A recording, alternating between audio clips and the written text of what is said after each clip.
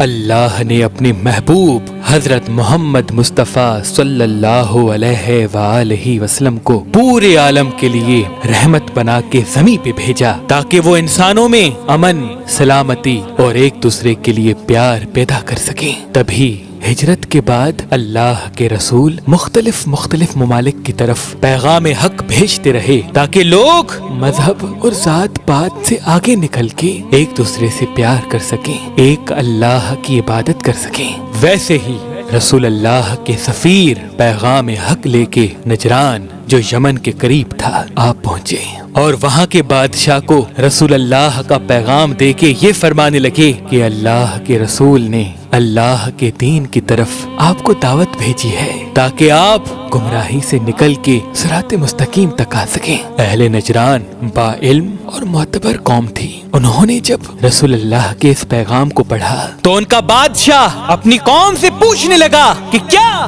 اس زمین پہ کوئی آخری نبی بھی آنا ہے؟ ان میں سے کچھ علماء دین نے کھڑے ہو کے کہا، ہاں ہم نے اپنی کتابوں میں پڑھا ہے کہ ایک آخری نبی حجاز سے اس طرح سے ابھرے گا جس کا نور پورے جہاں کو روشن کرے گا، لیکن اس کی کچھ نشانیاں ہیں۔ تو نجران کے بادشاہ نے کہا، جاؤ یہاں کے جو زیادہ عبادت گزار اور علم پہ عبور رکھتے ہیں ان لوگوں کو لے کے جاؤ اور دیکھو کیا وہ نشانیاں محمد بن عبداللہ میں ہیں یا نہیں۔ نجران سے ان علماء دین کا قافلہ مدینے کی طرف آ پہنچا۔ ان کی کتابوں میں جو نشانیاں تھیں ان میں سے پہلی نشانی یہ تھی کہ اللہ کا رسول نبیوں کا سردار ہوگا لیکن خود سادہ سے سادہ لباس پہنے گا۔ دوسرا شرط وہ مہمان نواز ہوگا، دشمن بھی اگر اس کے پاس جائے گا تو وہ اس کو بھی کھانا کھلائے گا۔ تیسرا شرط وہ بادشاہوں کی طرح نہ تخت پہ بیٹھے گا اور نہ ہی کوئی اس کا محل ہوگا، وہ زیادہ تر وقت اللہ کے لوگوں کی اصلاح کرنے میں گزارے گا اور لوگوں کے ساتھ زمین پہ بیٹھے گا، اور اس کے گھر والے بھی اس کی طرح سادگی اختیار کریں گے، ان کے بھی کپڑے جگہ جگہ سے سیے ہوئے ہوں گے۔ ان تمام شرائط کو وہ یاد کرتے کرتے جب مدینے پہنچے پوچھنے لگے کہ ہم نجران سے آئے ہیں، بتاؤ آپ کا بادشاہ کہاں ہے؟ لوگ حیرت سے پوچھنے لگے، محمد بادشاہ نہیں بلکہ اللہ کا رسول ہے۔ اے نجرانیوں، اس کے کپڑے پھٹے ہوئے ہیں، اس کی نالین ہر جگہ سے ٹوٹی ہوئی ہے، وہ زمین پہ بیٹھتے ہیں اور غریبوں کو سینے سے لگاتے ہیں، سوکھی ہوئی روٹی کھاتے ہیں۔ کس نے تمہیں کہا کہ محمد بادشاہ ہیں؟ وہ پشیمان ہو کے غور و فکر کرنے لگے کہ یہ تو وہی نشانیاں ہیں جو ہماری کتابوں میں موجود ہیں۔ یہ سوچتے سوچتے جیسے ہی مسجد نبوی پہنچے اللہ کے رسول کو دیکھا۔ اللہ کے رسول نے اپنے ساتھ ان کو بٹھایا، مہمان نوازی کی۔ انہوں نے دیکھا کہ واقعی یہ تو بادشاہ کی طرح نہیں رہتا بلکہ غریب سے غریب انسانوں کو بھی اپنے سینے سے لگاتا ہے۔ اس کے پاس نسل، ذات، دھرم کوئی اہمیت نہیں رکھتا، اس کا وجود تو ہر انسان کے لیے رحمت ہے۔ بالآخر اہل نجران والے آپس میں باتیں کرنے لگے کہ یہ تو وہی نشانیاں ہیں جو ہماری کتابوں میں موجود ہیں، لیکن اگر ہم جلد بازی میں تسلیم کریں گے تو ہمارے لوگ ہم پہ ہنسیں گے کہ شاید ہمارے پاس کوئی علم ہی نہیں۔ ہم اپنے دلائل پیش کرتے ہیں، دیکھتے ہیں ہمیں کیا جواب ملتا ہے۔ انہوں نے پہلا سوال اللہ کے رسول سے پوچھا کہ اے محمد، ہم تمہیں اللہ کا رسول تسلیم نہیں کرتے۔ اللہ کے رسول نے ان کو سینے سے لگایا، اپنے ساتھ بٹھا کے یہ فرمانے لگے، اے اللہ کے بندو، ہدایت اللہ کی طرف سے انمول تحفہ ہے جو جب چاہے جسے چاہے عطا کرتا ہے۔ وہ نظریں جھکانے لگے اور حیرت سے ایک دوسرے کو دیکھنے لگے کہ یہ اخلاق تو آخری نبی کا ہے۔ پھر انہوں نے سوال پوچھا، آپ بتائیں آپ عیسیٰ مسیح کے لیے کیا سوچ رکھتے ہیں؟ اللہ کے رسول نے فرمایا، عیسیٰ روح اللہ ہے، اللہ کا وہ نبی ہے جو اللہ کی نشانی ہے۔ حضرت عیسیٰ پیغام حق لے کے زمین پہ آیا اور وہی پیغام میں آگے بڑھانے آیا ہوں۔ انہوں نے کہا، عیسیٰ اللہ کے نبی نہیں، وہ اللہ کے بیٹے ہیں، وہ بغیر باپ کے پیدا ہوئے۔ اللہ کے رسول نے فرمایا، اگر بغیر باپ کے پیدا ہونا اللہ کے بیٹے ہونے کی دلیل ہے تو پھر اس سے زیادہ حق تو آدم کا ہے جو بغیر باپ اور بغیر ماں کے پیدا ہوا، تو اس حساب سے تو اللہ کے پہلے بیٹے آدم ہوئے۔ اے شخص، اللہ قدرت رکھتا ہے वो जब चाहे जो चाहे वो कहता है हो तो वो हो जाता है। न वो किसी का बाप है और ना ही वो किसी का बेटा, वो तो ला शरीक है। इस बात पे बहस चलती रही, यहाँ तक के 3 दिन गुजर गए। नजरान वाले इस बात पे खड़े थे कि पहले तुम ईसा को अल्लाह का बेटा मानो, फिर हम तुम्हें अल्लाह का नबी मानेंगे। बिलाखिर अल्लाह ने सूरह आले इमरान की इस आयत का नुज़ूल कर दिया कि ऐ रसूल, अगर हक वाज़ेह करने के बाद भी ये तस्लीम ना करें तो कह दो ये अपने मर्द लाएं, हम अपने मर्द लाएंगे। ये अपनी औरतें लाएं, हम अपनी औरतें लाएंगे। ये अपने बच्चे लाएं, हम अपने बच्चे लाएंगे। और फिर जो झूठा होगा उस पे अल्लाह की लानत बरसेगी।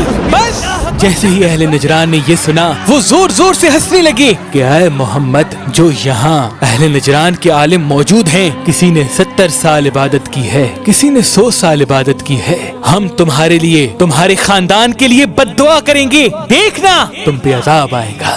मस्जिद नबवी में सारे असहाब हैरान और परेशान बैठे थे। अल्लाह के रसूल ने फरमाया, इज्जत और जिल्लत उसी के हाथ है जिसने कायनात को खल्क किया। तारीख ने लिखा, पूरा मदीना मुबाहला की जगह पे आके एक जगह जमा हो गया। अहले नजरान के आलिम पूछने लगे, बताओ तुम्हारा नबी किस जगह से आएगा? लोगों ने बताया, इस सामने वाले रास्ते से। अहले नजरान के आलिम उस रास्ते की तरफ देख के दुआ मांग ही रहे थे कि इतनी देर में अल्लाह के रसूल अपनी गोद में अपने नवासे हुसैन और एक हाथ में इमाम हसन अलैहिस्सलाम और पीछे अपनी बेटी फातिमतुज़ ज़हरा और उसके पीछे अपने भाई अली इब्ने अबी तालिब अलैहिस्सलाम को लेके मुबाहला की तरफ आने लगे। अहले नजरान ने दूर से जब देखा तो लोगों से पूछा कि तुम्हारे नबी के साथ ये तो बच्चे, ये औरत और ये मर्द कौन है? असहाब ने फरमाया, जो पीछे मर्द है ये हमारे रसूल का चचाजाद भाई अली इब्ने अबी तालिब है, और जो इनके साथ औरत है ये हमारे नबी की बेटी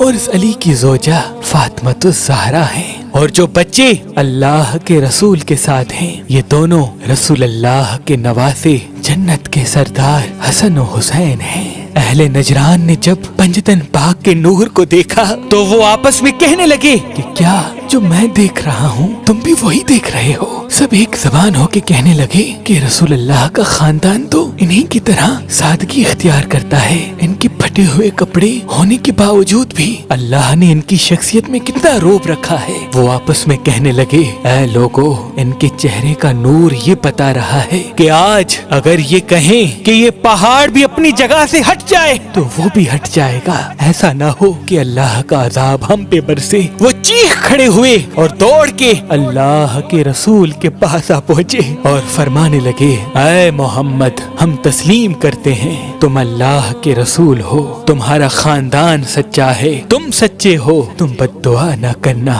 वगरना हम आज नीस्त तो नाबूद हो जाएंगे। ये मंजर देख के असहाब अल्लाहु अकबर की सदाएं बुलंद करने लगे और पूरी फिजा खुशी से महक गई। हर एक मुसलमान एक दूसरे को सीने से लगा के मुबारकबाद देने लगा। आज भी उस दिन को ईद मुबाहला के दिन से याद किया जाता है। इमाम जाफर सादिक अलैहिस्सलाम ने फरमाया कि जब भी मुबाहला का दिन आए तो इस दिन को ईद की तरह मनाना, क्योंकि यही वो दिन है जब पंजतन पाक की पहचान अल्लाह ने दुनिया के नजदीक वाज़ेह कर दी कि यही हैं जो मेरे करीब से करीब तर हैं, यही हैं जिनके सदके अल्लाह कभी कोई दुआ रद्द नहीं करता।